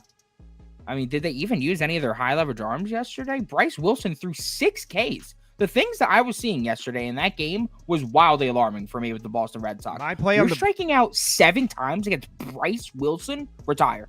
Entire team should be done. My play on the Brewers last night was based on the spot, not really the matchup. And that spot no longer exists. Yeah, but now you actually have matchup working. I don't for think you, so. And like, I don't really. Working with you, I don't you have to momentum. be completely honest with you, I didn't really understand your And whole the world spot on thing the yesterday. fucking Yesterday either, though. I think did you you just had a understand good about it? pick. Yeah, because the Red Sox come off a sweep of the Rays. Who cares about that? they do. It's like the biggest series of the season for them.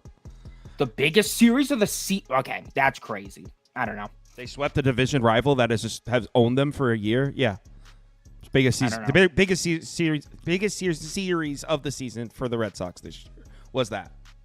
Took a while for you to get that one out there. I don't know how important it is. Next game, Brewers or pass. Red Sox win. Also, those Tampa Bay 7-4. games were on the road, and the Red Sox play way better on the road. They are 10-14 at home, 16-11 on the road. Dodgers -165, Reds +140. This game was a just straight pass for me. I feel like I don't have a feel for either of these teams. Thank God I didn't bet Dodgers -1.5 yesterday because that's where I was leaning. I feel like I have no feel on either of these teams. I guess the Reds lineup is hitting. I don't freaking know. Pass. Because they had one game they're hitting now? No. I mean, but not just one game. They exploded. James Paxton is also That is one awful. game, though. That is just one game, though. No, but I'm saying you're missing the point I'm saying. Like, I guess the Reds lineup is hitting now. Like, how are you going to make a prediction when we just saw the Reds put up 9 whatever runs last night?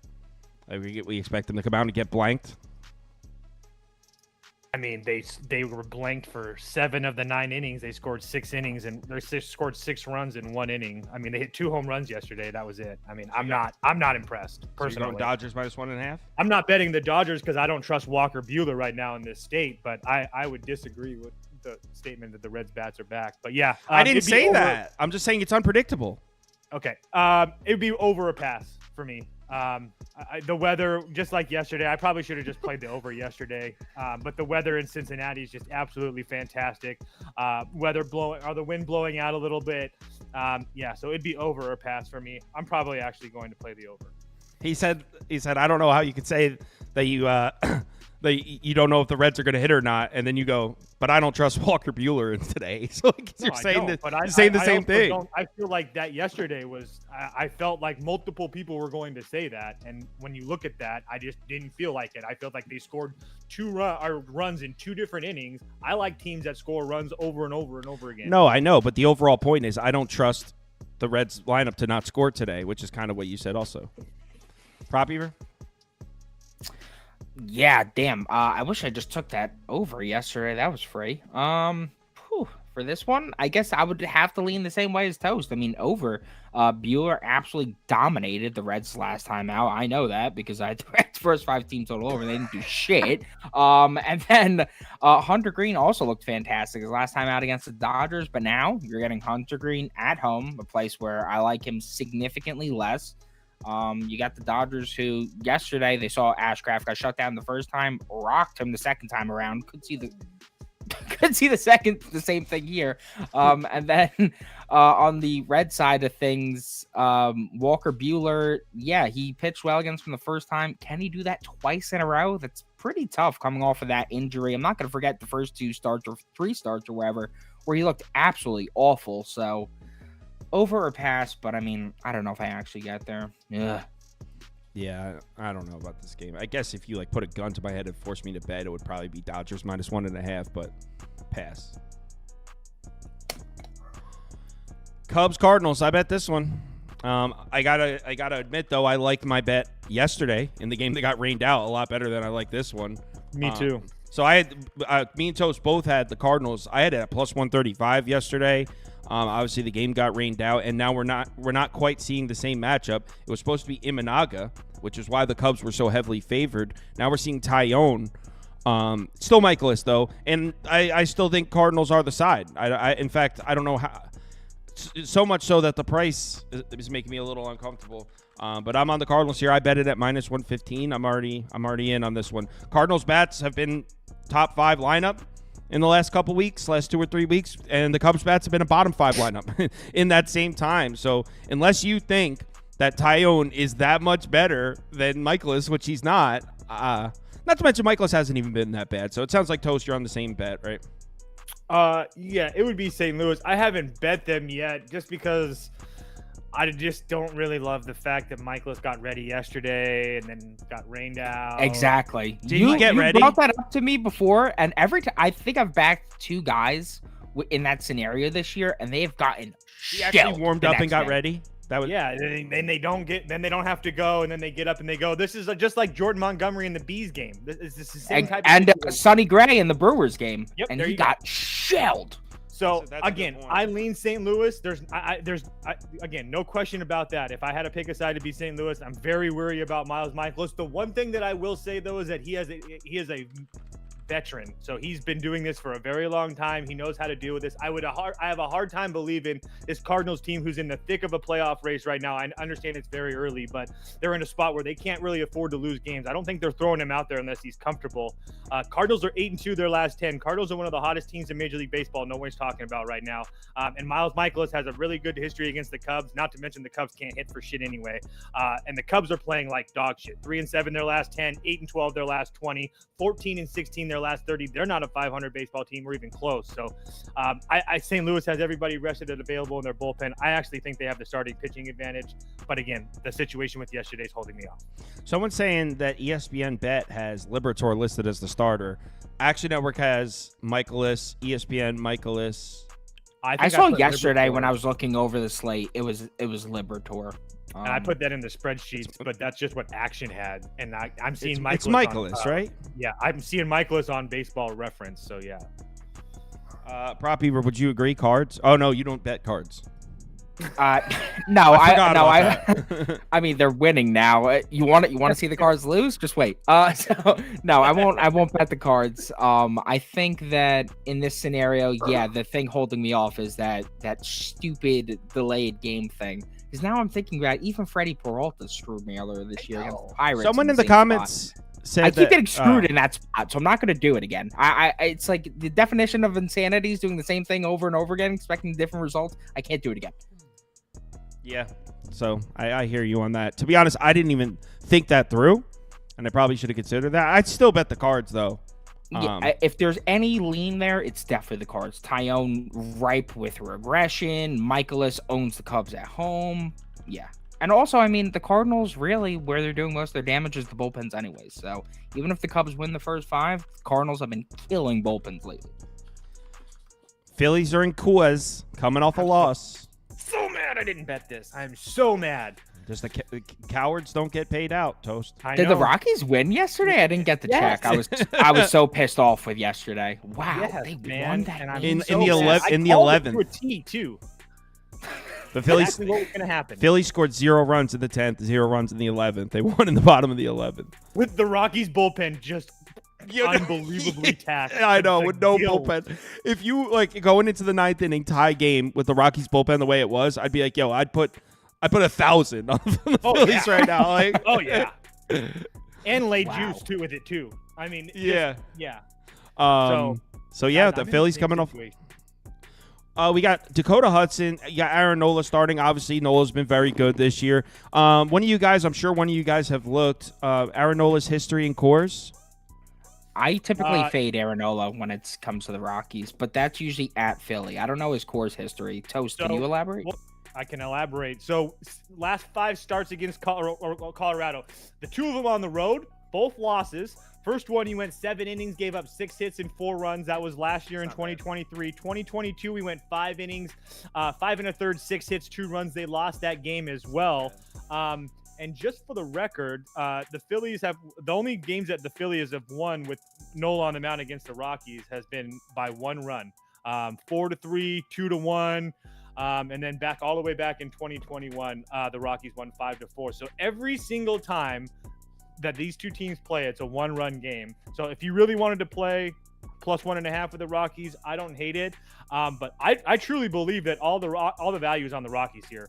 I'm Nola on the road is usually a spot that I trust. There's no question about that. But I also think that he's going to be maybe a little bit vulnerable in this spot, and maybe I'm kind of like hoping because I'm trying to bet the Rockies here, but went 9 innings and 7 innings his last 2 starts, and now he's got to fly. They just flew across the country, and now he's got to pitch in Coors against a Rockies team that I understand is not very good, but they're figuring out ways to score runs. They're losing some games, but they're figuring out ways to score runs.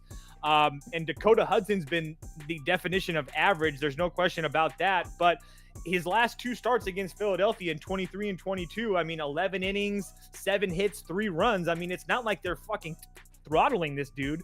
So again, I understand that everybody's going to be on Philadelphia. Everybody's going to have Philadelphia in their parlays and stuff like that. But at plus essentially 200, it'd be Rockies or pass for me. Yeah, and you got to lay minus 155, minus 160 to even lay the 1.5 runs. Last I looked. Now this is no way. I'm passing. Why does Dakota Hudson have to be such an abomination? Jesus, man. Because I've been backing the Rockies in this spot. I think I've backed them the last 3 of 5 in this spot in some way, shape, or form. And pretty much every time I've cashed out, they've been great to me. The Rockies have a little streak going on right now, right? Well, they've covered the run line in 5 straight against Nola, as Toast alluded to earlier.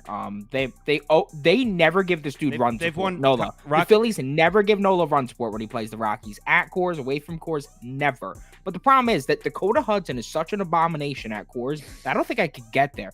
9 ERA, 4.33 WOBA, a 5.66 xFIP, and a negative 4.5 K to BB ratio. It's so bad. A 2-3-5 whip. I mean, Jesus Christ. We also got a little bit lucky because Harper got thrown out like super early last night. Yeah. So Rockies have won 5 straight at home, 5-0 in their last 5 home games. It's Rockies or pass, but if I were to bet it, I wouldn't have the game on for a second because I can't bear to watch Dakota Hudson baseball. I'm passing. And just to give context to Beavers, all those numbers, his Dakota Hudson's 3 home starts, 3 innings against the Giants, 5 hits, 4 runs, 3 1/3 against the Padres, 6 hits, 6 runs, 4 innings against the Mariners, 7 hits, 4 runs. So just a little context to the whips and the fips. Yeah, like the Padres, I thought the Padres, like I'll give you the Mariners. Okay, the Giants were dead at the time. That's abysmal. Yeah. All right, that could be a shirt, whips and fips. Whips and just to give you a little context to the whips and fips. I don't need no whips and fips. And this pitcher's gonna break me out. Oh God. Oh God. Oh God. Cleveland, LA. Toast was right on this one, and I made the last minute decision to leave the Angels off my ticket, so I didn't even take a loss there. I'm guessing. I'm guessing Cleveland. Yep. Cleveland money line blind, like you've been doing, right? Oh yeah, not even. Yep, 100%.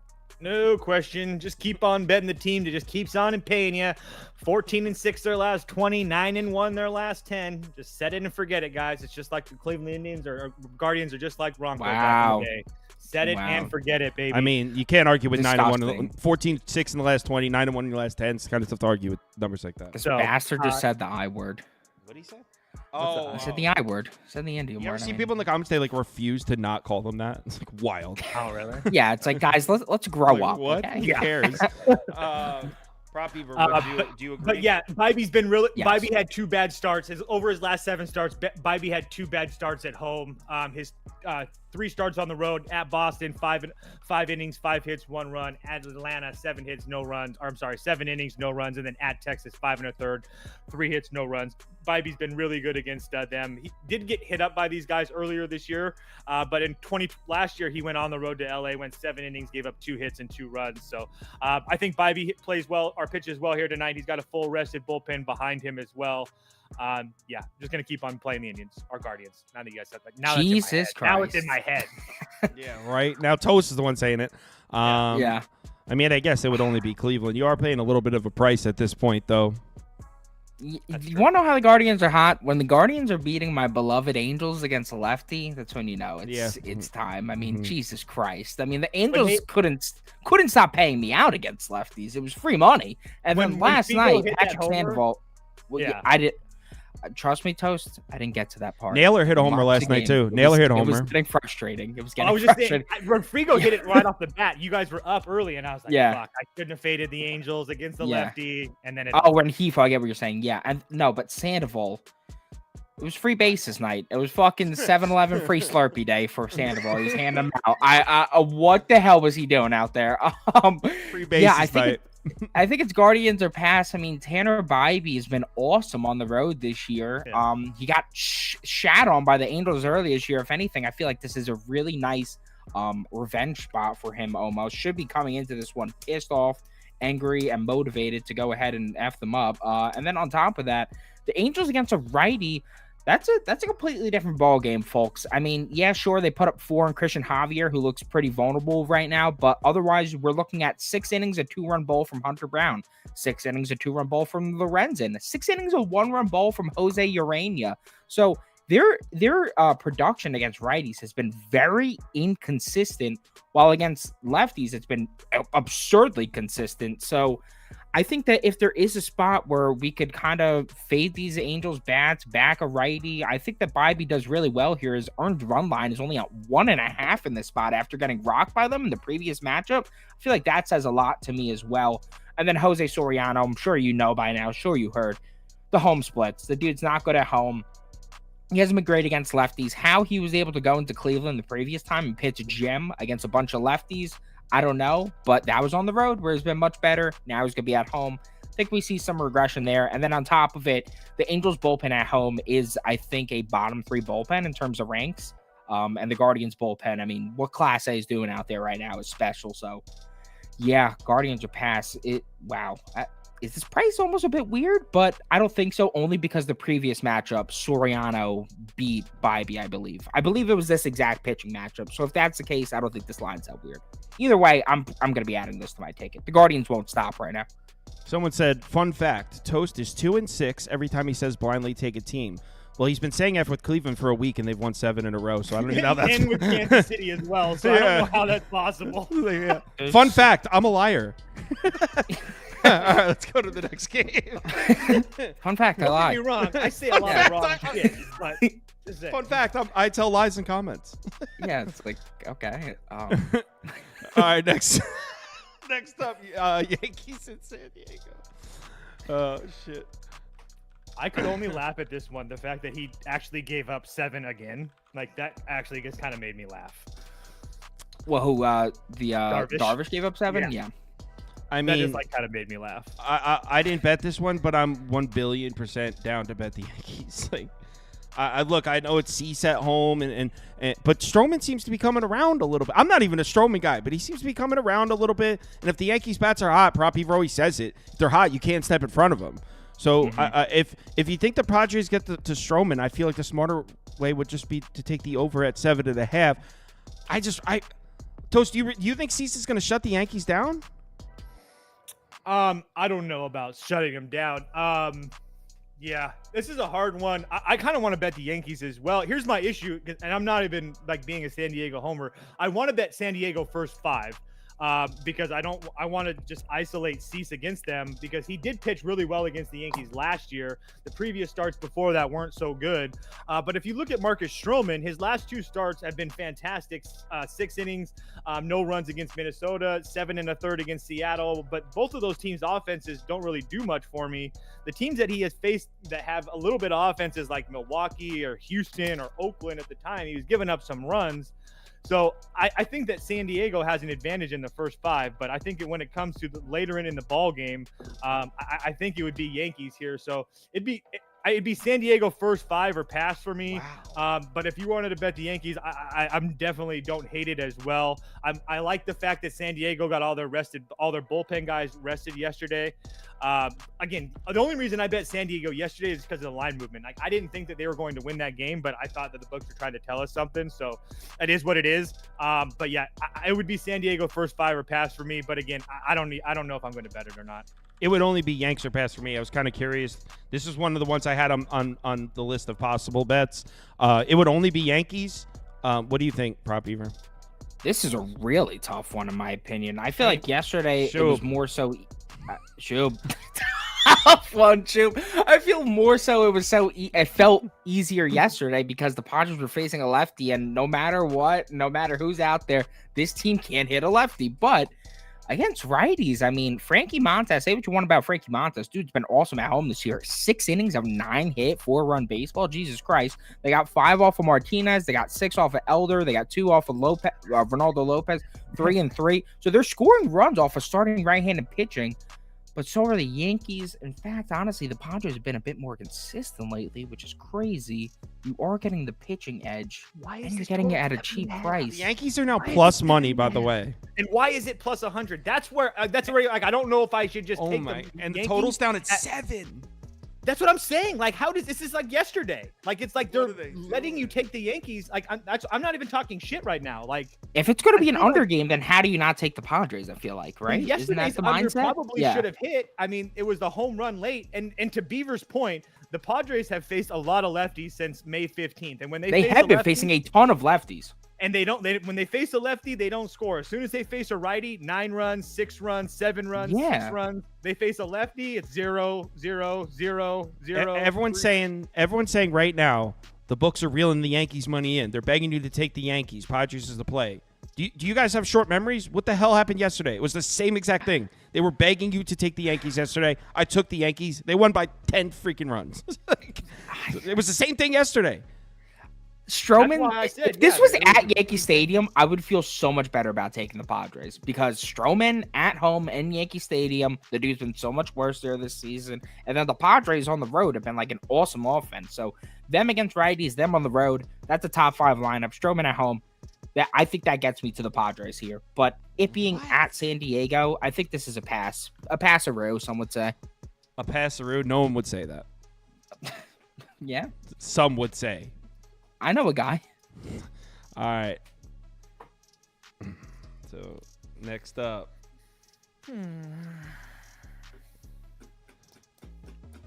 Miami, Arizona. Fuck, I gotta type up VIP.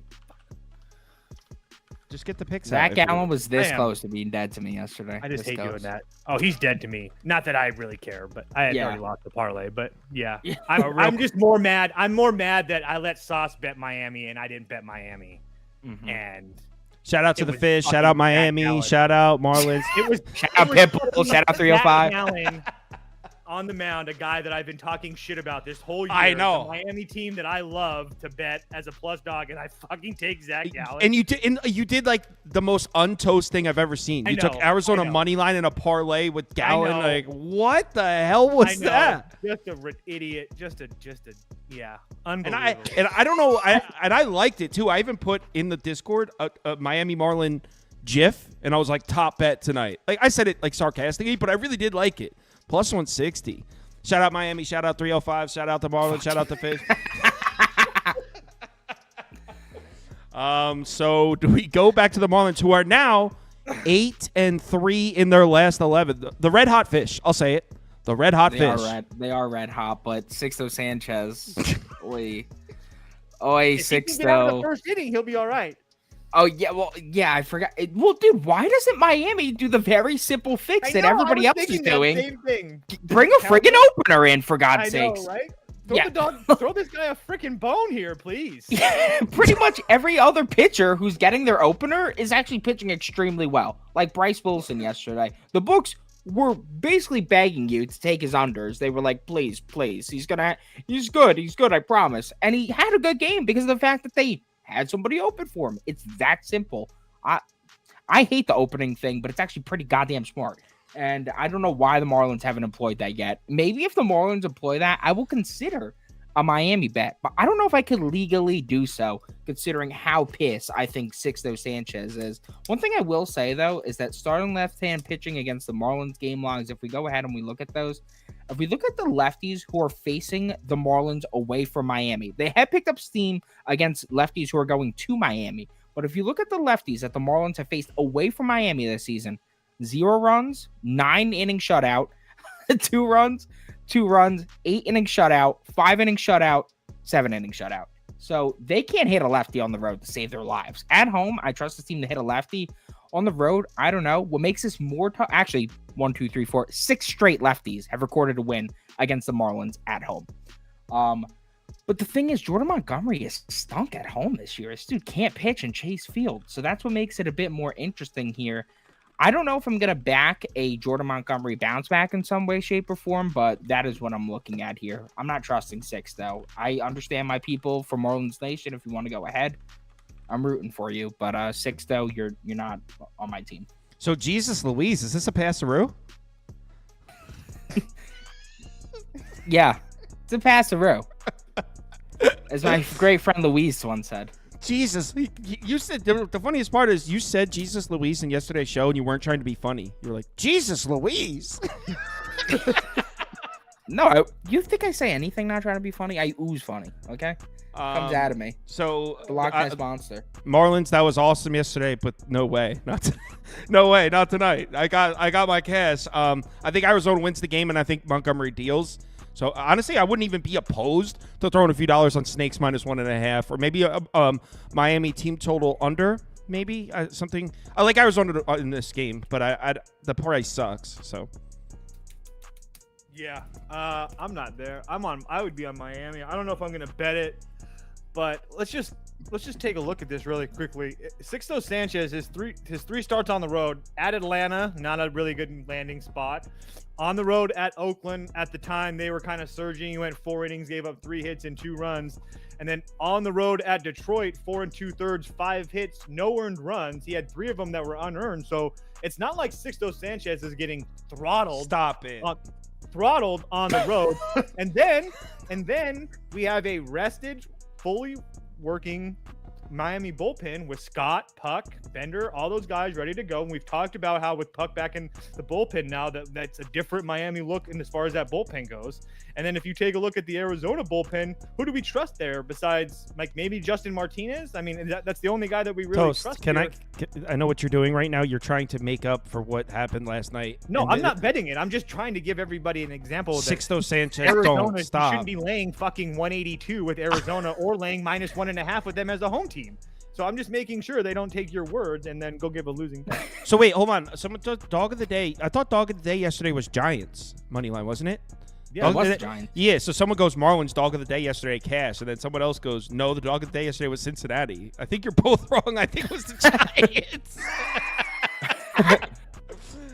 Listen, I think if you want to take the Arizona Diamondbacks in this game, Jordan Montgomery to record a win is +155. And as I had just mentioned, 6 straight or 7 straight lefties have recorded a win at home against the Marlins. And didn't Montgomery go? Hasn't he been going pretty deep into games too? Montgomery. He's been going pretty deep into games. He's just kind of been stinking. So, yeah. I'm gonna just put up Arizona -1.5 for So you pass. pick Montgomery to record a win, Beaver? It's not a bad bet. I just think at +155, that's what I would lean in this spot. Okay, just because never mind. you're giving me a trend of 7 straight lefties at home to cash this against them. Yeah. Yo, this guy's doubling down on his 2 and 6 thing. It's like blatantly wrong. He's like, no, 2 and 6 are my numbers. Wait, who's 2 and 6? I went 2 and 6 yesterday. Is that talking about my thing? Shit. That's the last game, by the way. So let's do dog of the day. I feel like people liked it. I would hope so. Dogs are fun. Dogs are fun. So much better than cats. All right. That's so I true. think with cats, just not yours. Cat people are kind of weird. I'm not gonna lie. Dogs are better than cats, but cats are cool too.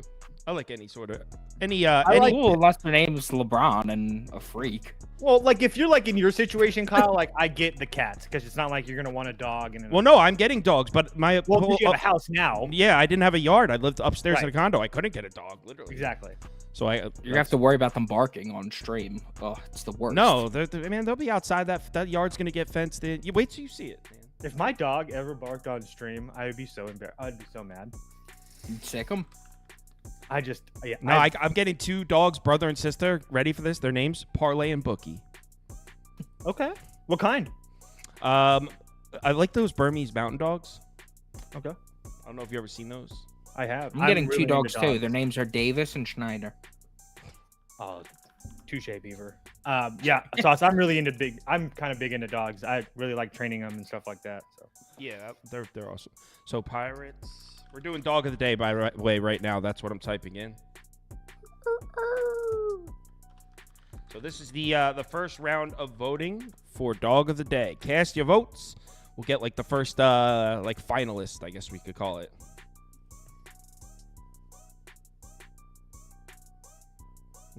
I guess Kyle never got nothing wrong. Big crybaby, bro. I just was saying the numbers were wrong because they were. That's all. It's not that serious. You gave wrong numbers. I said they were wrong. It's not like I said anything insulting to you. I just said the numbers you posted were wrong. And then he said, no, they weren't. Like, you put out wrong numbers. I said these numbers are wrong. That's it. It's not that serious. You're a fucking crybaby, dude. How dare you correct? How dare you correct my incorrect numbers? Yeah. People like the Nats at +141.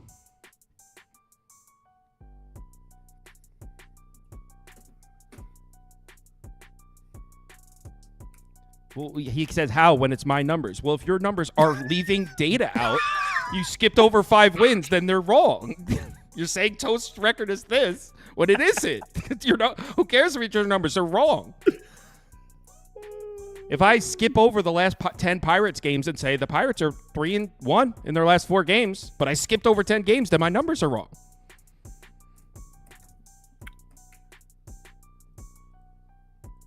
All right. Dog of the day finalist. This is about Toast's He said, stats on when he says things something. are. yeah, and he has been saying that for Royals. Sorry, you don't have a fucking database of that. You're lying. You I know. sick weirdo. He's like You're very such quick. a weirdo for arguing about that, dude. Holy shit. Fucking freaks, man. Sorry. He's been saying that about the Royals and Guardians for 3 straight days, which have Listen, they've been nonstop winning. I don't like shitting on the comments. I appreciate all of you who come out and support every day. This freak, though, get help.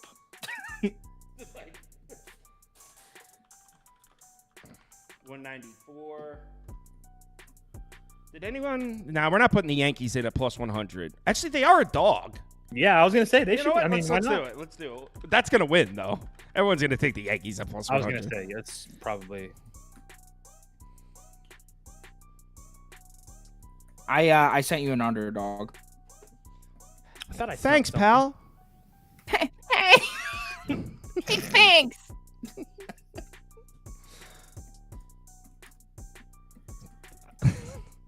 Jesus Louise, this is a passeroo. And we all laughed like, oh, that's funny. And then like it gets even funnier when you realize he wasn't trying to be funny. He actually says shit like that. something. I say "Geez Louise" a lot. No, he I said say rat's ass a bit. He didn't say "Geez Louise." He said "Jesus Louise." He's like, "Did you see their numbers against lefties? Jesus Louise." That's exactly what he said. He was. It wasn't like no, trying to be funny. Like it was dead Yesterday, serious. I thought I said "Jeez Louise." No, I you said Jesus You Louise. said Jesus Louise. I know that because every single comment said was probably. It's like, did Prop Beaver just say Jesus Louise? Add Jesus some Louise. oomph to it. Add some oomph to it. Actually, a lot of people are clicking the Brewers here, so maybe someone said, "Guys, let's cut the BS and get to the nitty gritty and talk some bad speed." We record tomorrow. Guys, let's cut it out. Let's get into it. Let's talk bad speed. Nats money line plus 141 or Yankees money line plus 100. What is the dog of the day? By the way, dog of the day, undefeated, has never lost. Toast, you guys should make charts with the bat speed and show who's rising, who's falling, stuff like that. The trends. Well, but the thing is, if you watch the episode, what bat speed is a newer metric that's out, and the point they were making is not necessarily that this is a great metric. They were showing you like what the positives and negatives of it. So it wasn't saying like this metric is so important. It was just like not goated. It was just talking about the metric. It was what we were laughing at was the phrase. Like, let's get into it. Let's talk bat speed. Like, yeah, that's what we were laughing at. Let's get into it, guys. Let's talk bat speed. Let's talk swing length. I hate you. I even told Commish, I was like, you understand that me doing a podcast now just gives them opportunity So much every ammo. single week. Yeah. It's just free. Oh shit. Actually, the Yankees are not going to be the dog of the day. Everyone's betting everyone's picking the Nats here. Okay. They see what we're picking up and putting down. I took the under in that game. I didn't take the Nats. Gilly. 5, 4, 3, 2, 1. Yankees. Wait, it's the Yankees? I mean, I'm sorry, Nats. Wow. Oh. Hey, Beaver, do you know off the top of your head, did the total in Cincinnati start at 9 or 9.5? According to Action, it started at 9.5, which is what weirded me out there. Okay. Right? No, do you ever use the do you know what for line movement though? I like using unabated now. They're not paying me to say this, I swear to God. Okay. I have no relationship with unabated. I've had a call with them that they seem like cool guys, but I like how you can click on any market and it shows you the time. So it'll be like 8:50 p.m., 9:01 a.m. Like it so that's and I have no affiliation with them. But anyway, underdog of the day, Nats at plus 140. That's what the community likes. Is unabated free or does it cost money? I think it costs money. It's free for me. And X. All right. Go ahead, Prop Beaver. Okay, fellas. So we got higher on 5 strikeouts for Mr. Jose Berrios. Really like the spot for him. Detroit just can't stop whiffing away in the day. We got higher than 7 fantasy points for O'Neal Cruz. Higher than 4 strikeouts for Mr. Trevor Williams. And then we got lower than 2.5 earned runs allowed for Aaron Savale. I feel like it's been a bit of a while since we hit an underdog after a nice little stretch. So hoping to God we can put a winner on the board today. Is that why you changed the color of your phone from like to night mode? Look at this. He's usually is light colored. Now it's dark. Did you change your phone to night mode? I changed it to the color of my soul after this past 2 weeks of betting.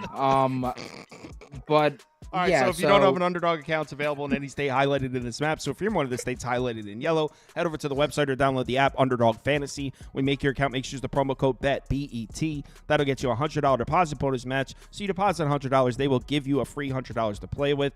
Thanks, everyone, for watching. Coming back same time tomorrow for Sunday. Prop Beaver not joining us, right? now Sundays, mental health Sundays day. off, Mental health day. Mental health day. You know, it's Gen Z. millennials. He's Gen Z. You're a millennial? Gen Z. You're a millennial? I don't know. I don't even know what I am. No, because I'm a millennial. I'm a Zer. You're definitely Z. I have no idea.